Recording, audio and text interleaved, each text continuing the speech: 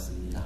오늘은 본문의 말씀 가지고 내 신을 벗으라 라는 제목으로 하나님 말씀 증거하겠습니다.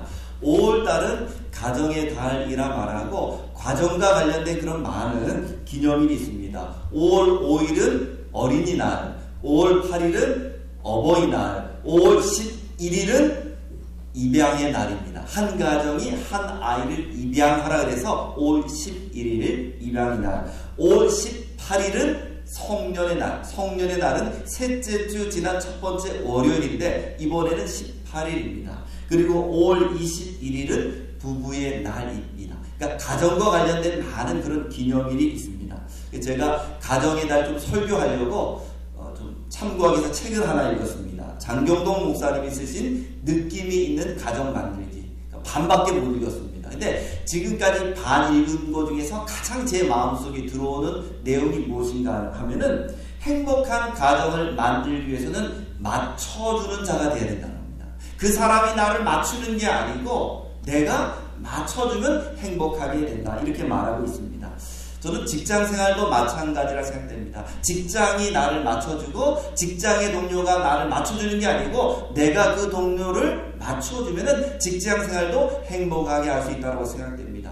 교회도 마찬가지입니다. 교회도 나에게 맞는 교회가 아니고 내가 교회를 맞춘다면 교회 생활도 저는 행복하게 할 수 있을 거라고 생각됩니다. 그래서 다른 사람이 나에게 맞추기를 기대하지 말고 여러분들이 먼저 맞춰줄 수 있는 여러분 되기를 주의 이름으로 축복합니다. 여러분들 있는 공동체마다 행복한 공동체가 될 것이라고 생각합니다. 오늘 이 본문은 우리 지난주에 이어서 말씀드리겠습니다. 모세가 자기의 손으로 애굽 사람들을 구원하려고 애굽에서 이스라엘 백성들을 구원하려고 했지만은 실패했습니다.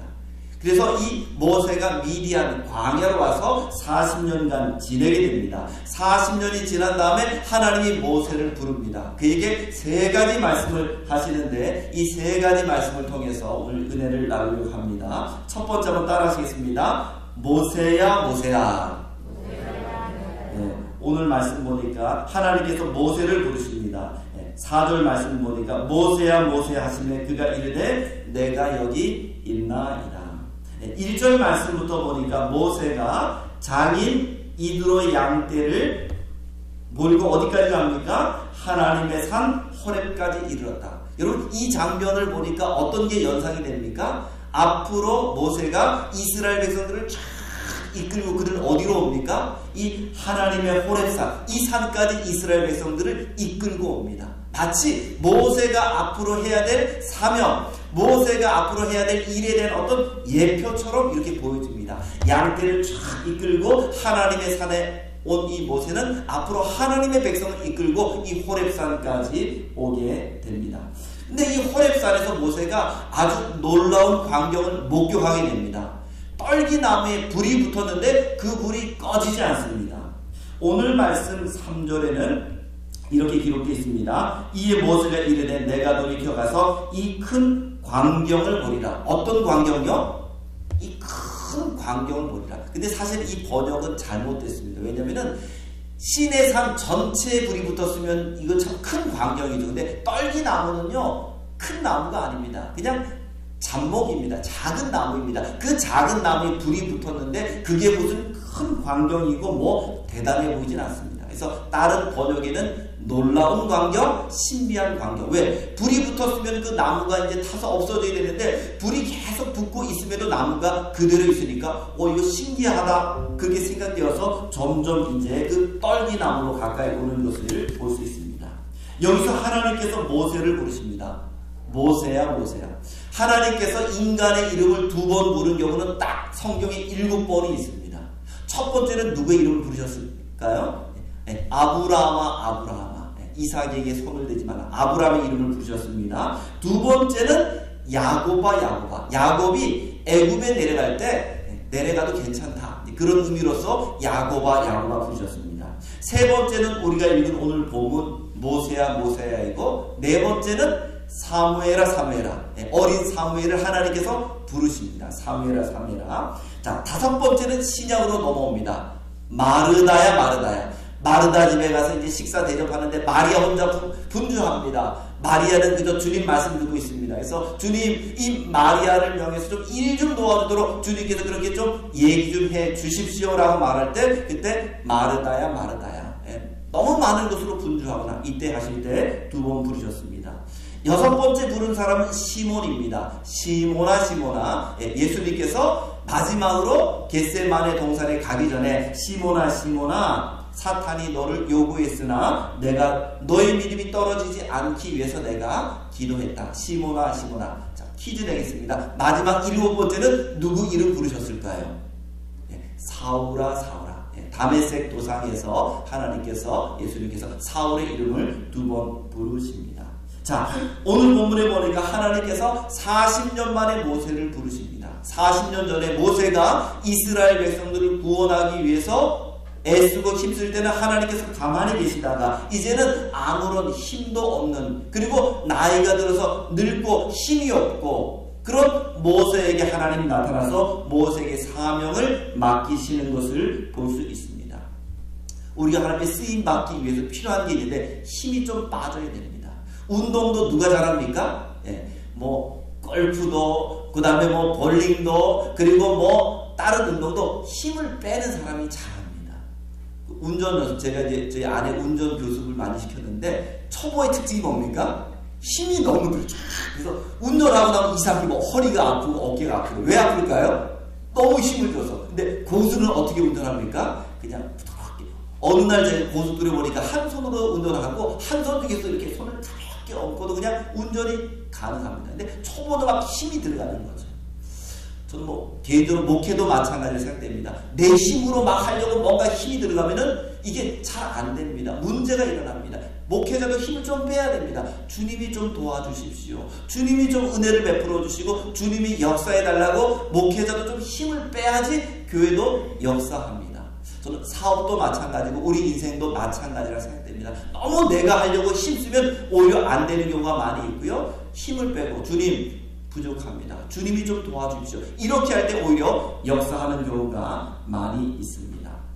그래서 하나님은요, 너무 힘들어간 사람은 사용하지 않습니다. 왜? 그 사람 쓰면은 그 모든 영광은 누가 받습니까? 내가 받는 거예요. 내가 힘썼더니, 내가 노력했더니. 그래서 하나님은 그런 사람을 크게 혹은 오랫동안 쓰지 않습니다. 힘 빠진 사람, 겸손한 사람을 쓰십니다. 그래서 박보영 목사님도 늘 십자가 영광 앞에 쓰지 않게 도와주십시오. 우리도 늘 그렇게 기도해야 됩니다. 십자가 영광 앞에 우리가 서서 대신 영광을 받는 경우가 많이 있습니다. 아직 우리가 덜 힘이 빠졌기 때문입니다. 주님이 영광을 받을 수 있도록 해야 되고 우리는 물러가야 합니다. 자, 오늘 말씀 보니까 이 하나님의 불이 어디에 붙었습니까? 떨기나무에. 고대 근동 지역에서는 신이 어디에 나타났는가가 신의 성격을 좌우합니다. 산에 나타나면은 산의 신이고, 바다에 나타나면 바다 신이고, 폭풍 가운데 나타나면 폭풍의 신입니다. 근데 오늘 말씀 보니까 하나님께서 어디에 나타나셨습니까? 떨기나무. 떨기나무. 이 떨기나무 제가 한번 보여드려야 되는데, 떨기나무라는 건요, 그냥 볼품없는 나무입니다.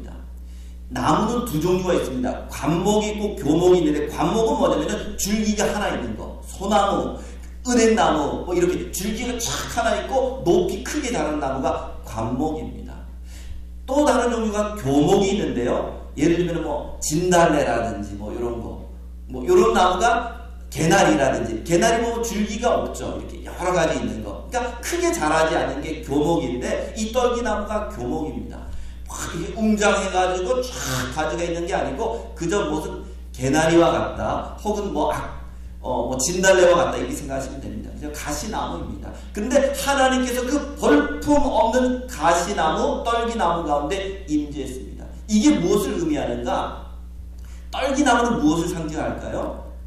이스라엘 백성들, 고난받는 이스라엘을 상징하기도 하고 또 저는 개인적으로 볼 때 이것은 모세를 상징하는 생각입니다. 그전에는 애굽의 무슨 바로의 딸의 공주의 아들이었고 애굽의 학문을 배웠지만 지금은 초라한 목동입니다.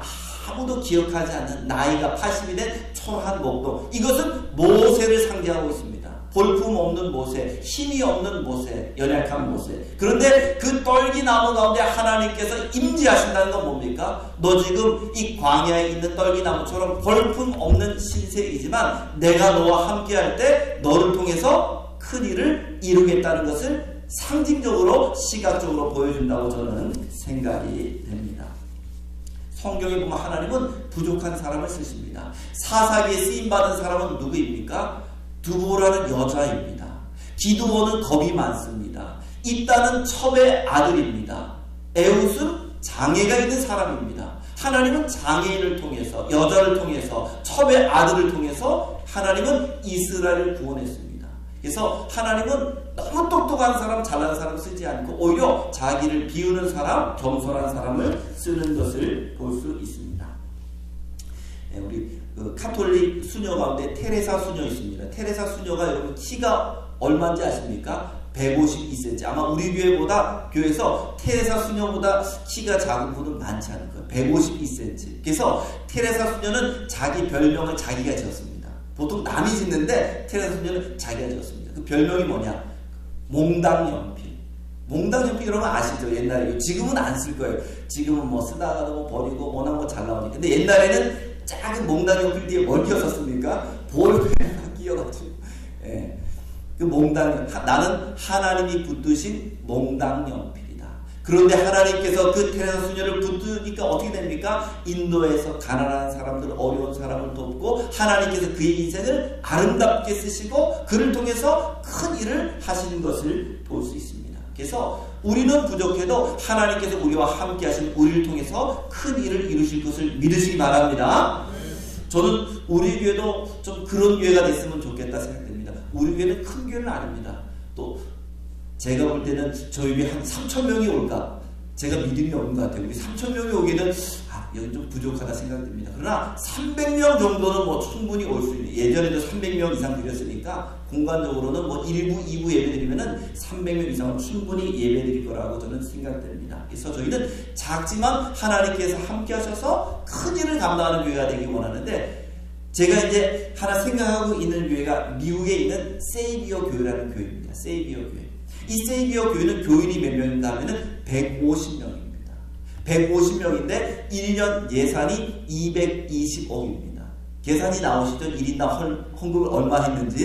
예. 근데 이제 개인이 헌금한 게 아니고, 개인은 뭐 작게 헌금하겠지만 나머지는 국가에서, 기업에서 그 교회를 도와줍니다. 그 교회가 어려운 사람들 위한 사역을 많이 하니까 개인이 하는 건 제가 볼 때는 얼마 안 되는데 그 지역에서, 기업에서, 국가에서 엄청나게 돈을 많이 도와줍니다. 그래서 그 세이비어 교회가 하는 일들이 있는데 몇 가지만 소개시켜 드리겠습니다. 첫 번째, 150명밖에 안 되는 교회가 토기장의 집이라는 카페를 만들었어요. 이 교회 시작은 그 카페로부터 시작합니다. 그 카페는 처음에는 사람들을 상담해주고, 또 점심에는 가난한 사람에게 밥을 주고, 또 사람들이 쉴 수 있는 공간, 토기장의 집이 있습니다. 또 두 번째는 콜롬비아 헬스 하우스라 해서 24시간 동안 가난한 사람들 위한 무료 병원. 150명밖에 안 되는 교회가 병원을 하나 갖고 있습니다. 그뿐이 아닙니다. 그레이스 하우스라 해서 노숙자를 위한 병원이 2개 있어요. 여러분 주변에서 교회가 병원 2개 갖고 있는 교회 본 적 없죠? 예. 병원을 2개나 갖고 운영합니다. 세 번째는 사마리아 사역이라 해서 마약 중독자라든지 알코올 중독자를 갖다가 치료하는 그런 센터, 건물도 있습니다. 그런 사역도 합니다. 또 다섯 번째는 주빌리 하우스라 해서 가난한 사람들에게 이 집을 대여합니다. 근데 이 교회가 갖고 있는 아파트가 몇 채인가 하면 800채를 갖고 있습니다. 놀라지 않는 은사를 받으신 것 같아요.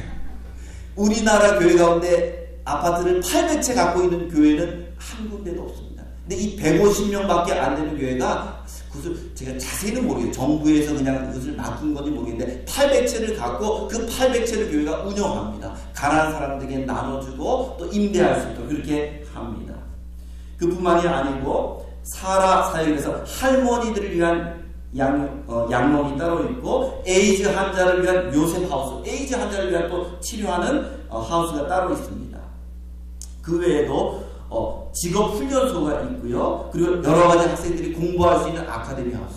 이 교회가 작은 교회예요. 150명밖에 안 되는 교회입니다. 그런데도 45개 사역을 합니다. 제가 다 조사를 못했어요. 너무 사역이 많아서. 작지만 큰 일을 합니다. 그래서 우리 교회도 작은 교회이지만 하나님이 함께 하셔서 큰 일을 감당할 수 있는 교회 되기를 주님의 이름으로 축복합니다. 작은 교회지만. 근데 이 교회가 그렇게 할 수 있는 이유가 있는 것 같아요. 이 교회 교인은 아무나 안 됩니다. 선발 조건이 까다로워요. 무슨 대기업 가는 것보다 더 어렵습니다. 이 교회 교인이 되려면 첫 번째는 하루에 1시간 이상 기도와 말씀을 봐야 됩니다. 뭐 우리는 안 그렇죠. 누구든지 오십시오 이렇게 하는데 이 교회는 최소한 하루에 1시간 이상 기도와 말씀을 봐야지 정식 교인이 됩니다. 두 번째는 이 교회는 3년 동안 성경 공부가 있는데 이 과정을 수료해야지 교인으로 정식 교인으로 받아줍니다. 3년 동안의 성경 공부 철저하게 훈련합니다. 세 번째는 온전한 11조를 드린 것을 약속이 됩니다. 네 번째는 소그룹, 우리로 하면 무슨 목장이라든지 구역, 이건 의무적으로 주 1회 참석이 됩니다. 다섯 번째는 45개 사역 가운데 무조건 하나는 참여해서 봉사해야 됩니다. 무슨 병원에서 봉사하든지 아니면 무슨 에이즈 센터에서 봉사하든지 무조건 봉사해야 됩니다. 그래서 이렇게 헌신된 작은 사람들을 통해서 하나님이 미국에서 큰 일을 하는 것을 볼 수 있고 저희 교회도 그런 꿈을 가지고 또 나아가는 교회가 되었으면 좋겠습니다. 자, 두 번째 한번 따라하겠습니다. 내 발에서 신을 벗으라. 이 하나님은 모세에게 옷을 벗으라 말하지 않았습니다. 뭘 벗으라? 양말을 벗으라 하지 않고 신을 벗으라 라고 말했습니다. 신을 벗는다는 의미는 무엇입니까? 고대 근동 지역에서는 노예들은 신을 신지 않았습니다. 신을 벗는다는 의미는 내 권리를 포기합니다. 나는 당신의 종입니다. 그런 의미입니다. 그래서 룻기에 보면은 보아스가 어떤 사람을 딱 찾아갔는데 그 사람이 어떤 고엘 제도를 하는데 자기 의무를 감당하지 못할 때 어떻게 합니까? 신발을 딱 벗습니다. 신발을 벗는다는 자체가 어떤 행동입니다. 뭐냐? 나는 이 권리를 포기합니다. 그러니까 신발을 벗는다는 자체는 종이라는 의미, 청직이라는 의미입니다. 하나님이 여호수아를 지도자로 부를 때도 제일 첫 번째 뭐라고 하셨습니까? 너 신을 좀 벗어라. 신을 벗는다는 의미는 그런 의미입니다. 앞으로는 나는 주님의 종입니다. 주님의 청직입니다. 주님의 뜻대로만 살겠습니다. 사역하겠습니다. 그런 의미로서 신발을 벗는 것입니다. 그래서 히브리서 3장 5절 말씀에도 봐도 모세는 하나님의 온 집에서 종으로서 신실하였고 뭘로써요? 하나님의 종으로서 충성했다라고 그렇게 기록되어 있습니다. 신약도 마찬가지입니다. 사도 바울이 빌립보 감옥에서 복음을 증거할 때 뭐라고 했습니까? 그냥 예수를 믿으라 말하지 않고 주 예수를 믿으라. 이 말이 뭡니까? 예수님이 우리의 인생의 주인이시고 우리는 그분의 종이라는 의미입니다. 주 예수를 믿으라 했지 그냥 예수를 믿으라 말하지 않았습니다. 제가 오늘 설교 준비하면서 주중에 책을 하나 더 읽었습니다. 로렌 커닝햄이 쓴 내 발에서 신을 벗어라. 제가 이 예수전도단에서 훈련을 받았거든요. 1년 동안. 그때 필독 도서가 이 내 발에서 신을 벗으라입니다. 근데 제가 한 번 더 책을 보니까 또 있더라고요. 그래서 다시 한번 봤습니다. 이 로렌 커닝햄도 그 얘기를 합니다. 하나님 앞에 쓰임받기 위해서는 신을 벗어야 된다. 권리를 포기해야 된다. 그래서 자기 이야기를 합니다. 로렌 커닝햄의 이 고모와 고모부는 미국의 큰 그룹의 최고 경영자입니다. 근데 이 고모와 고모부가 자식이 없습니다. 그래서 로렌 커닝햄에게 너가 목사의 길을 가지 않고 내 밑에서 일을 하면은 이 기업을 너에게 물려주겠다 제안을 합니다. 근데 그것을 거부합니다. 저는 하나님이 목회자로 부르셨기 때문에 저는 그 일을 할 수 없습니다. 그리고 그 다음에 하나님께서 이 로렌 커닝햄에게 예수전도단이라고 지금 그렇게 이름하고 있는데 선교단체, 세계적인 선교단체를 만들라고 사명을 주십니다. 그런 단체를 만들다 보니까 로렌 커닝햄이 원래 있었던 그 목회자 그룹에서 총회에서 탈퇴할 수밖에 없었습니다. 선교단체를 인정하지 않아서 그는 목회자가 있는 그 총회에서 탈퇴하게 되었습니다. 그리고 이제 총회를 만들기, 선교단체를 만들기 위해서 힘쓰고 애쓰는 어느 날 부인과 함께 고속도로 집으로 쫙 달려오고 있었습니다. 부인이 운전하고 로렌 커닝햄은 뒷자리에 있었습니다. 한참을 가다가 갑자기 쾅 하는 소리와 함께 그는 정신을 잃었습니다. 나중에 알고 보니까 차 밖에서 그냥 자기는 튀어나간 거예요. 얼마나 사고가 크게 났는지. 딱 튀어나왔습니다. 그리고 정신을 딱 차렸는데 고속도로에 아무도 없고 차가 그냥 뒤집혀 있습니다. 갑자기 이제 부인 생각이 나는 거예요. 부인이 달린이라는 부인입니다. 그래서 달린이 어떻게 됐는지 가보니까 달린이 딱 쓰러져 있는데 숨을 쉬지 않고 동공이 벌써 쫙 열려 있었어.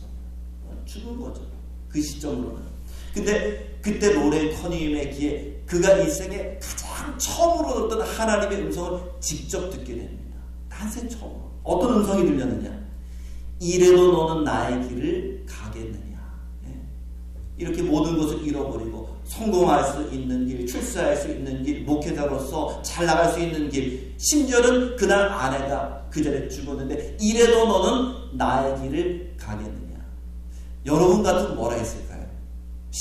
근데 로렌 커닝은 거기서 저는 주님의 길을 가겠습니다. 제 목숨을 원하신다 해도 저는 제 목숨을 바치겠습니다. 그러자 또 음성이 하나 더 들려왔습니다. 이 달린을 위해서 기도해라. 그래서 그녀를 위해서 막 기도하는데 기도한 지 얼마 안 돼서 갑자기 차가 지나갑니다. 그 지역을 지나가던 한 사람이 그 부부를 발견하고 또 병원에 신고해서 병원에 가게 되었는데 치료 과정이 있었지만 나중에 다 정상이 되는 것을 볼 수 있었습니다. 그래서 우리도 마찬가지예요. 우리 좀 신을 벗어야 돼요. 내 것은 아무것도 없습니다. 내 것이라고 생각하니까 욕심을 갖게 되고 내 것이라고 생각하게 되니까 우리가 주님 앞에 덜 쓰임받게 되는 것입니다. 물질도 사실은 하나님의 것입니다. 물질 앞에 우리가 신을 벗어야 됩니다. 자녀도 마찬가지죠. 천국 가면 내 자녀라는 게 없어요. 이 땅에서 잠시 하나님께서 맡겨두신 자녀입니다. 모든 것은 내 것이 없습니다. 그래서 우리가 좀 내려놓을 수 있어야 됩니다.